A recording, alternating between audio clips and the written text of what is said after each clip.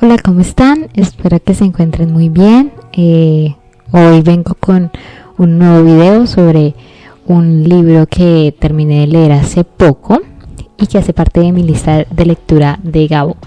Para los que han estado mirando mis otros videos, es la lista de lectura que estoy manejando en estos momentos y la estoy haciendo de manera cronológica.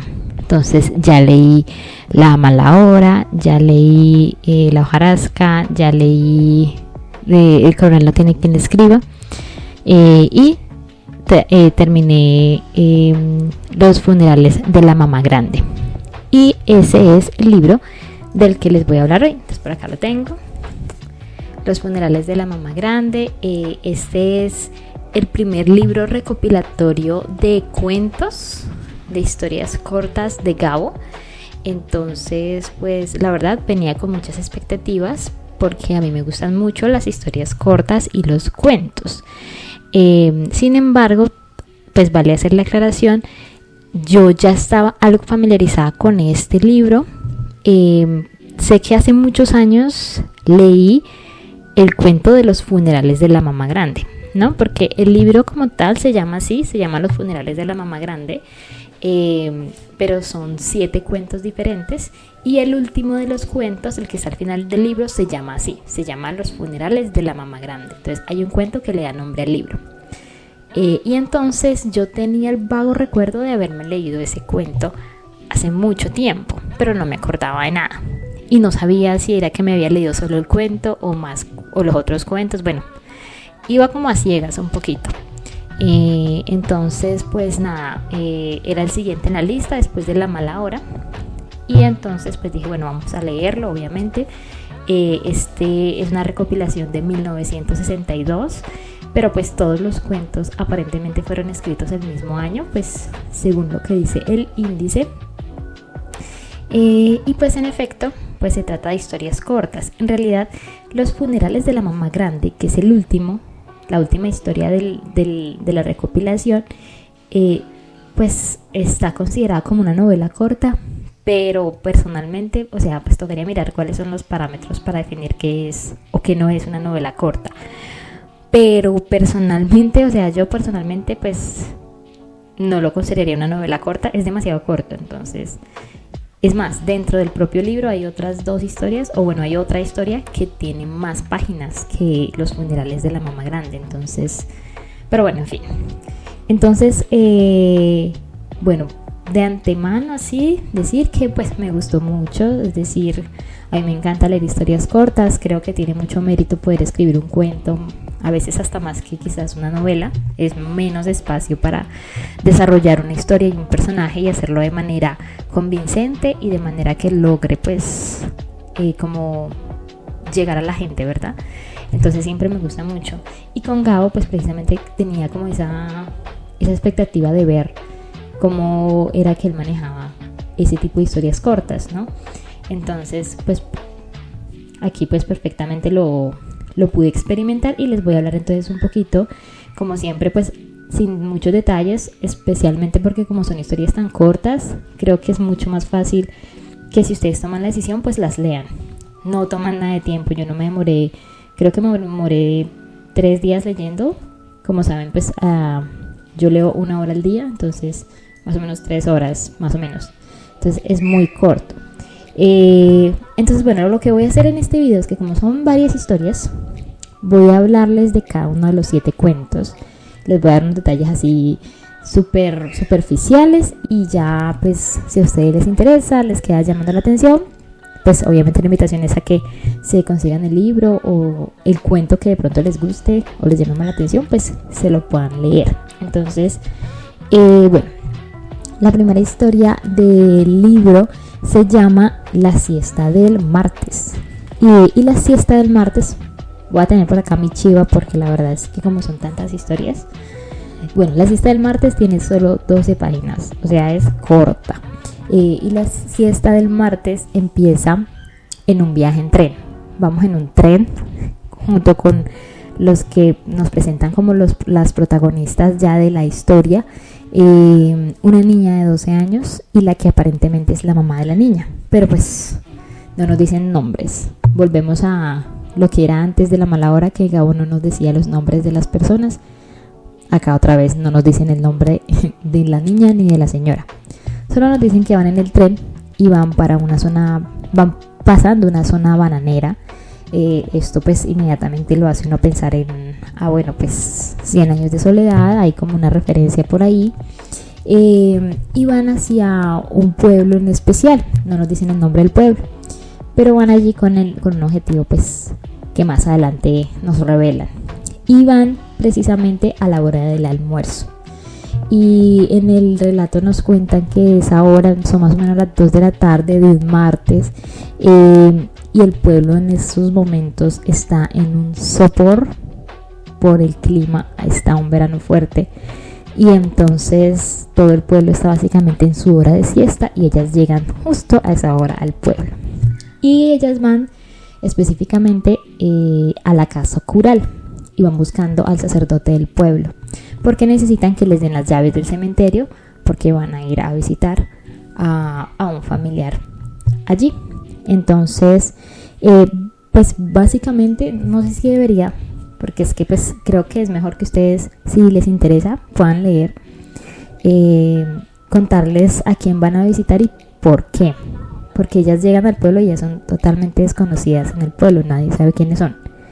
Pero cuando ellas llegan y hablan con el padre, pues ahí todos nos damos cuenta quiénes son y por qué están ahí.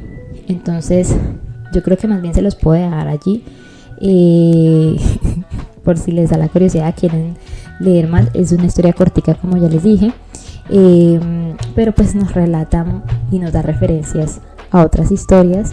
La persona que van a visitar al cementerio es obviamente un familiar de ellas, pero pues la razón por la que está acá en este pueblo y no en el pueblo de donde ellas vienen es una razón muy particular. Entonces yo creo que eso más bien se los dejo por si les interesa, más bien se lo lean. Me pareció bastante interesante y tiene un final también que ya me empecé a acostumbrar. Los finales de Gabo a veces son abiertos, entonces ahí les dejo. Esa es la primera historia, ¿no? La segunda historia se llama Un día de estos, y ese segundo cuento es súper corto, tiene solamente 6 páginas, primero. Y segundo, me cogió bastante por sorpresa porque es esta historia, nosotros, bueno, las personas que ya hayamos leído La mala hora, conocemos esta historia, pero la conocemos contada diferente. Entonces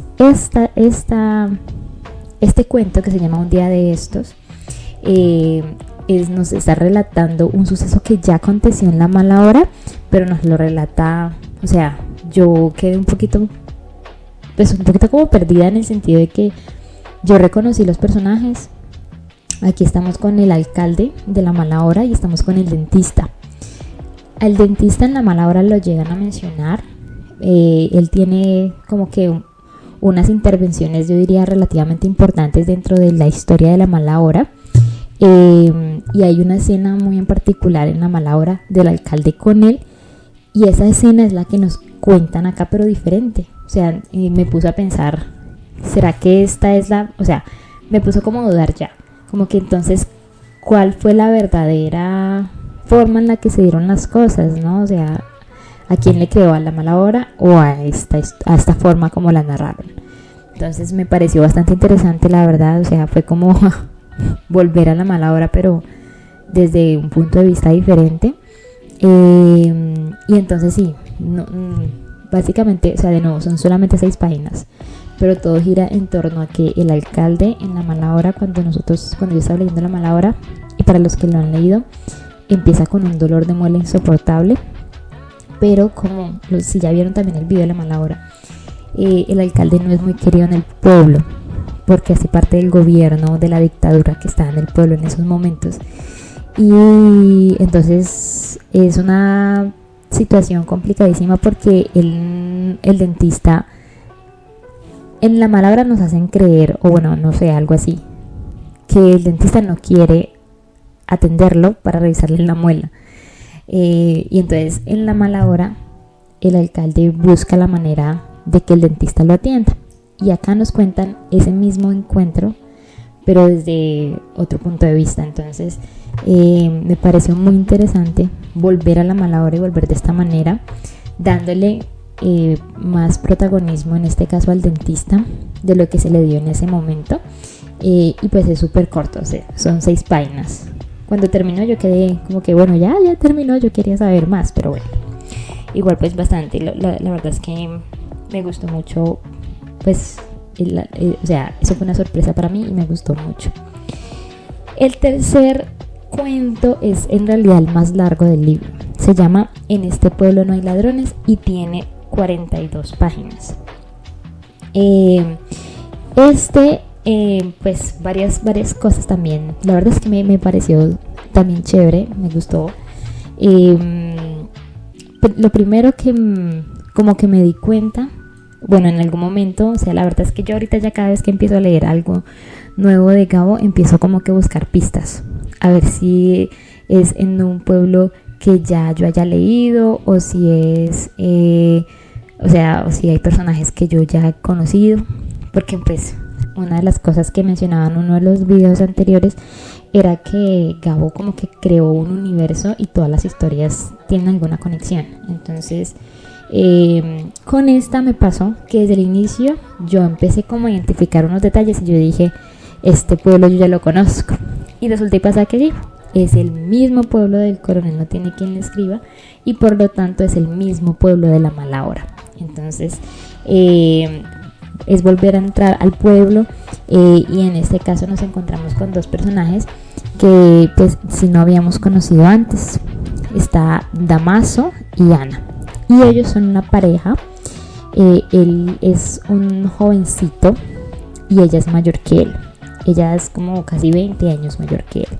Ella está embarazada y ella es la que trabaja, o eso es lo que nos hacen entender un poquito en la historia.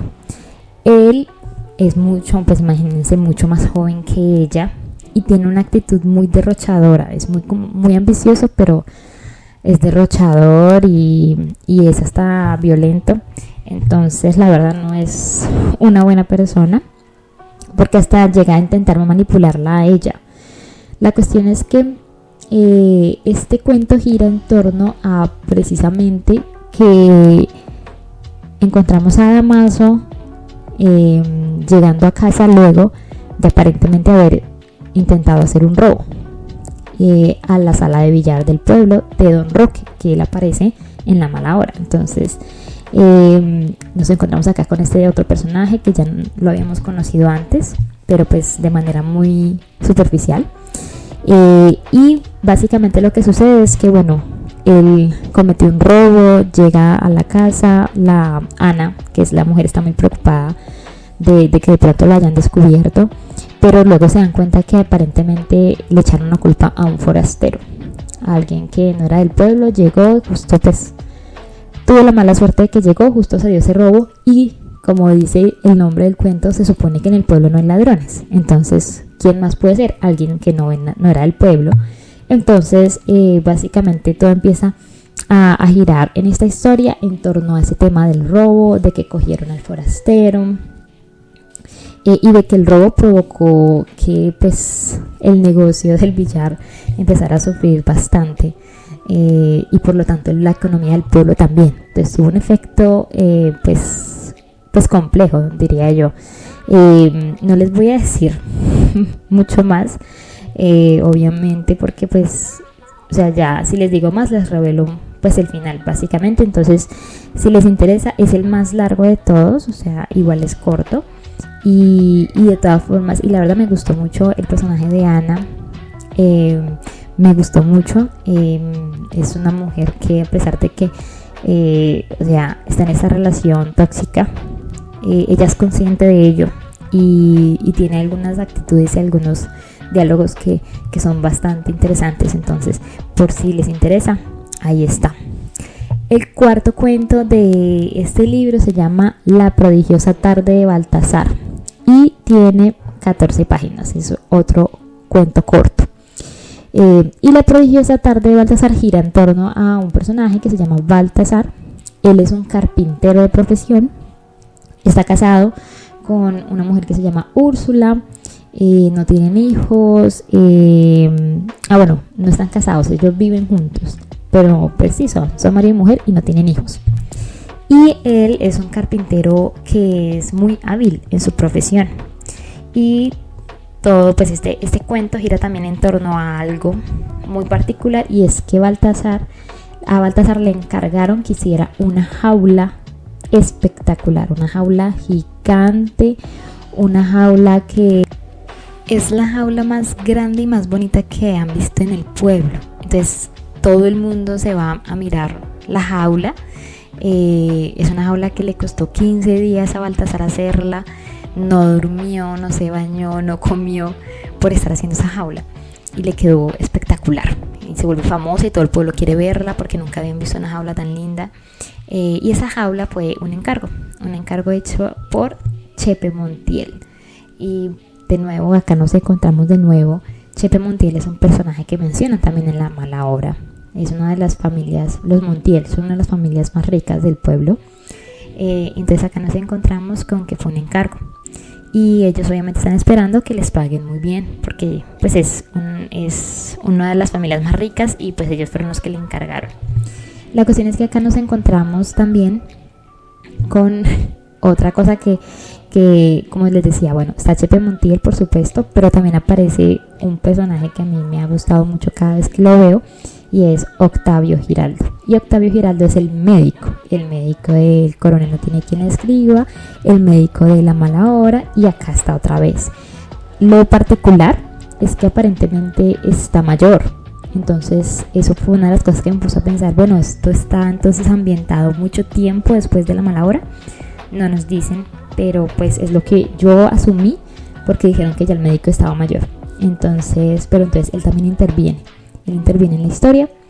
Y bueno, entonces ese es como el punto en el que gira el cuento, ¿no? La jaula, el encargo que le hicieron al carpintero de esa jaula, y de que le quedó perfecto.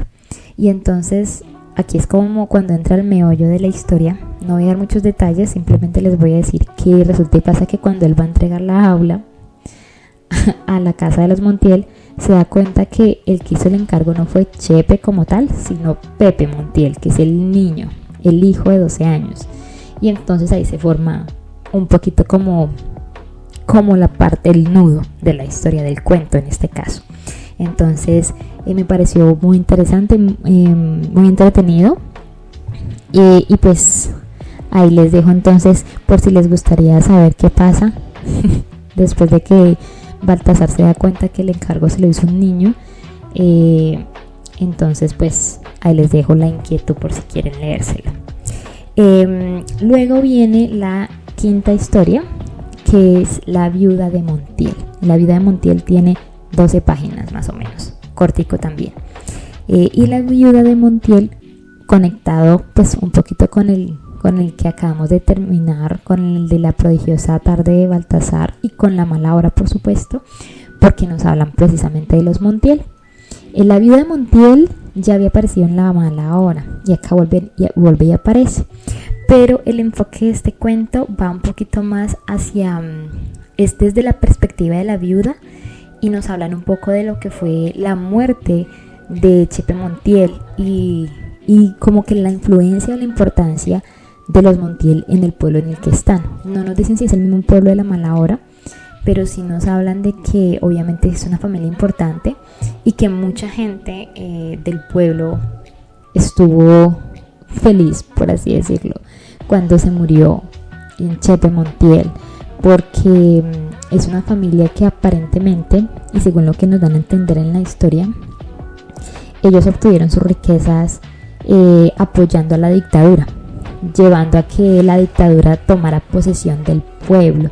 Entonces eso como que definitivamente pues el pueblo, que si es el pueblo de La Mala Hora, si es el mismo, sabemos que es un pueblo que está mal económicamente. Entonces obviamente pues el pueblo resiente mucho a las familias ricas que se tomaron provecho de.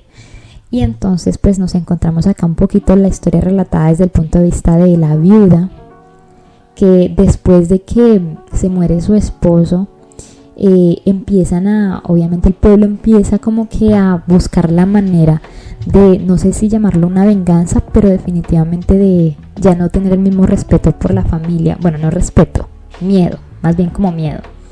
Y entonces como que empiezan a más bien como atacar, por así decirlo. Y se ve como que empieza a decaer el legado y las riquezas que dejó el señor Montiel. Aparece el señor Carmichael, que aparece en la mala hora porque es el administrador de la viuda, y hacen mención a otras historias. Hacen mención a la mamá grande, que es el personaje del cuento final. Entonces esto también me parece interesante. De nuevo, lo que yo digo, a mí me gusta mucho volver a los pueblos y a los personajes que Gabo ya nos ha introducido, porque pues le da más riqueza a las historias y hace que uno como que no le pierda tanto la conexión a esas otras historias. Entonces me pareció bastante chévere. Bueno, el cuento que sigue después de la viuda de Montiel es Un día después del sábado. Y Un día después del sábado es el segundo cuento más largo del libro, tiene 36 páginas. Este cuento me llamó mucho la atención porque nos hablan de nuevo aparentemente de Macondo. Esa es la conclusión que yo saqué. Si ustedes sacaron otra conclusión o saben, me avisan. Pero todo apunta a que se trata de Macondo. Algunos personajes, algunas características del pueblo, está en una zona bananera, y bueno, algunos personajes. No voy a decir nombres, o bueno, sí voy a decir un nombre, Rebeca. Nos hablan porque empieza con Rebeca precisamente, que está viuda y que pues es una viuda amargada, nos dicen además, y que se enoja. O sea, el cuento empieza porque ella está enojada porque de repente se dio cuenta que la alambrada de su casa estaba llena de rotos y pues ella piensa que son vándalos. Pero lo que nos van a contar en la historia es que en realidad han habido unos eventos muy raros pasando en el pueblo y son unos pájaros los que están haciendo los huecos en la alambrada. Pájaros que caen y terminan muertos en las casas, y el pueblo lleva días barriendo los pájaros muertos, pero pues ella no se había dado cuenta. Y se da cuenta, va a la alcaldía a poner un denuncio, y ahí es donde se da cuenta que es algo que ya venía pasando desde hace un tiempo. Es un hecho bastante particular. Creo que es normal que pase en Macondo pasaba de todo, según yo me acuerdo. Y bueno, entonces está ese personaje, ella, Rebeca, y está otro personaje que es el padre Antonio. Y el padre Antonio nos lo describen acá como un hombre pues ya muy mayor, tiene 94 años, ya para 100 años. Y no es tan respetado en el pueblo porque en el pueblo creen que está loco, que el padre está loco, que porque ha dicho que ha visto al diablo más de 2-3 veces. Y entonces desde que él en un sermón incluyó eso, el pueblo ya no le cree, ya casi nadie va a misa. Y entonces la historia está relatada un poquito desde la perspectiva de Rebeca y desde la perspectiva también del padre. Y también desde la perspectiva de un muchacho que llega en el tren y llega al pueblo por casualidad. Y bueno, básicamente la historia gira en torno a esos personajes, en torno al acontecimiento de que están cayendo pájaros, quién sabe dónde, qué es lo que está pasando. Hacen menciones a pues varios buen días de 100 años de soledad, y tiene un final también, consideraría yo, un poco abierto. Este me pareció bastante interesante, muy particular, la historia que nos cuenta. Yo quedé con ganas de saber más. Espero que en algún momento entonces Gabo me traiga de vuelta a esta historia. Pero sí, básicamente ese es como el contexto de ese cuento. Luego sigue un cuento que se llama Rosas Artificiales. Ese tiene 10 páginas también, cortico. Y este también nos lleva de vuelta a la mala hora y a un personaje que conocimos allá que se llamaba Mina. Y Mina en la mala hora sale como una muchacha que en algún momento le tiene que ayudar al padre en la iglesia. No voy a dar muchos detalles, pero pues sí, básicamente en la mala hora aparece así. Y en la mala hora nos cuentan que ella hace artesanías, hace flores, como con papel, ¿sí? Y entonces aquí pues volvemos a ella. Y esta historia me parece muy especial en el sentido de que, bueno, gira en torno a ella, a la abuela, que también nos la presentan en La Mala Hora, y a Trinidad, que también nos la presentan en La Mala Hora. Y la abuela es ciega, pero la abuela obviamente, a pesar de que es ciega, tiene todos los otros sentidos activos.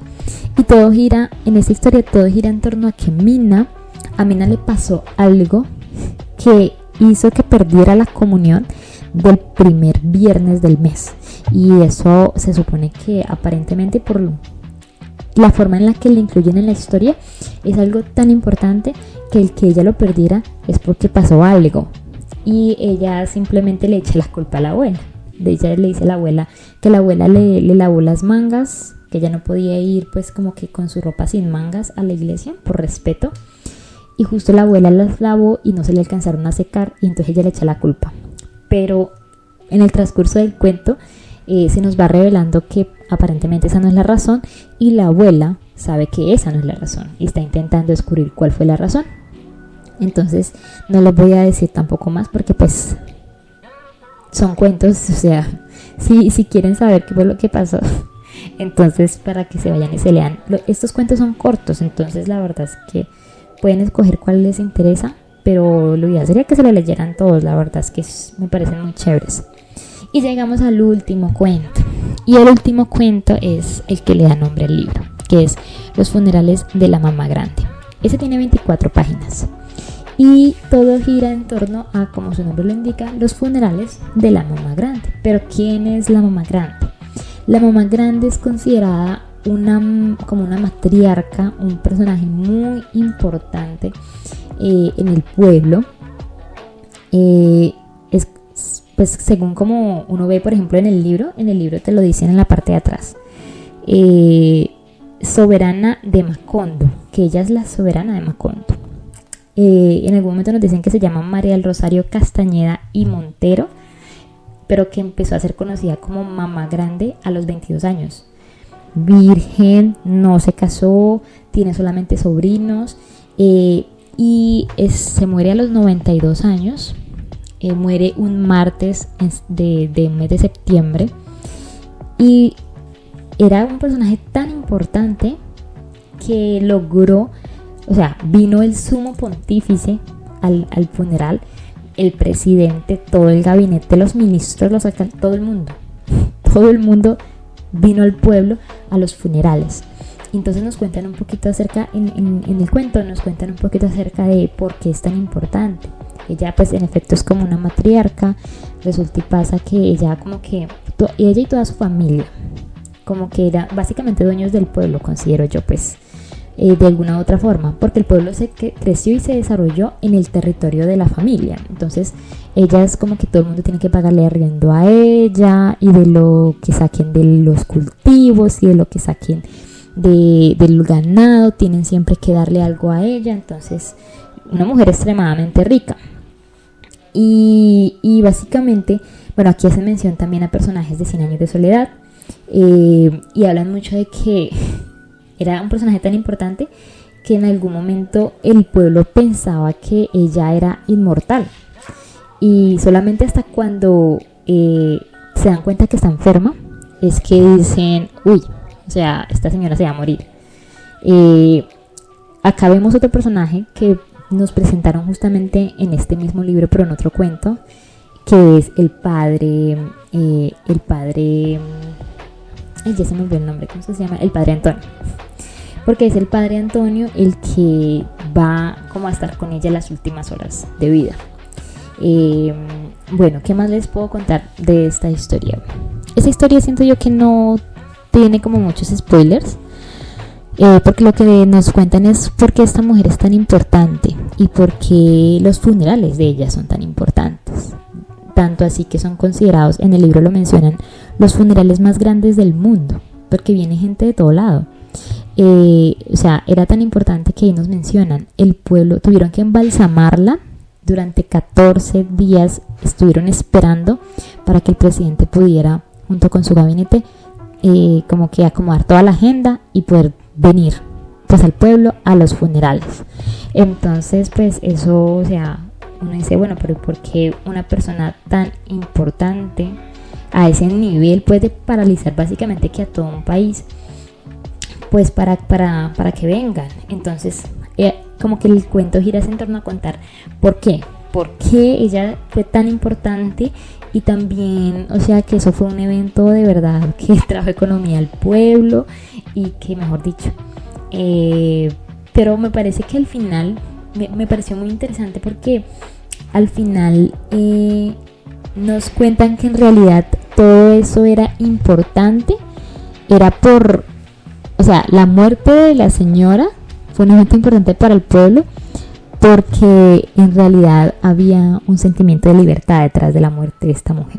Entonces, no les voy a contar por qué, pero pues la idea es que si a ustedes les interesa, me pareció bastante, creo que toca temas un poquito políticos y sociales, pero pues, me llamó mucho la atención. Efectivamente, cuando terminé yo dije, este fue el que me leí, o sea, los otros yo no me los había leído, entonces o sea, eso me hizo traer memorias de que lo que yo me había leído era este cuento y no los otros.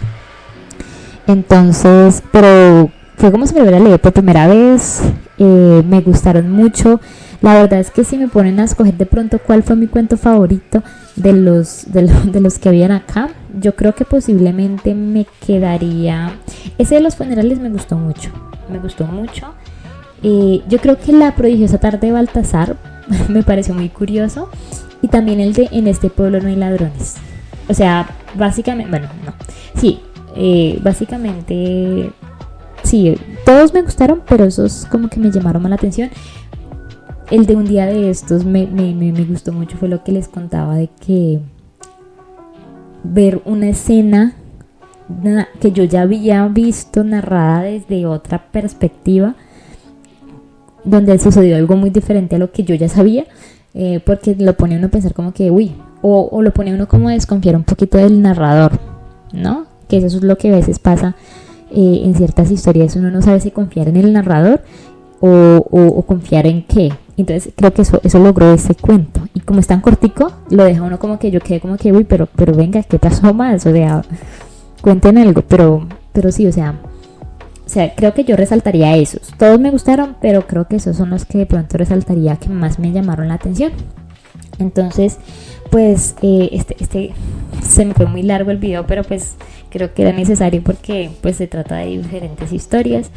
Igual, pues, como dije, traté de dejarles los detalles más principales como ocultos, o por lo menos lo que son los finales y eso, porque considero que, o sea, yo la verdad recomiendo el libro, que si se lo pueden leer todos los cuentos, eso sería lo ideal. La redacción es obviamente muy característica de Gabo. Me pareció súper chévere que casi todos los cuentos me traían era personajes que yo ya había conocido, y que yo ya había visto en otras historias. O sea, si nos vamos a esa, creo que solamente hay como 2 historias que nos traen personajes completamente nuevos. Entonces eso me pareció bastante interesante. Entonces la verdad es que si les gusta Gabo, 100% recomendado. Igual si no les gusta, creo que sería una buena forma también de pronto de introducirse a él, teniendo en cuenta que son historias cortas.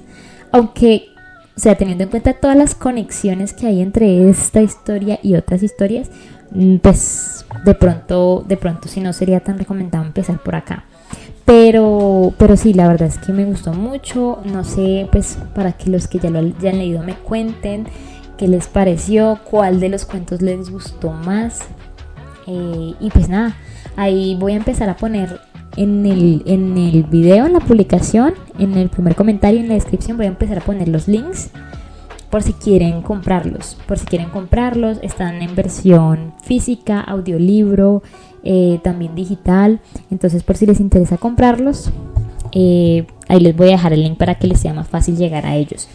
Y nada, entonces ya saben, espero que sigan muy bien, que sigan leyendo mucho, y pues los veo en el próximo video, que va a estar súper especial porque el libro que sigue después de este cronológicamente es nada más y nada menos que 100 años de soledad. Entonces nos vamos a ver allá. Entonces, pero sí, que estén muy bien y comenten pues cualquier cosa que quieran comentar y compartir respecto a este libro, respecto a otros de Gabo, también recomendaciones, y entonces nos vemos despuesito.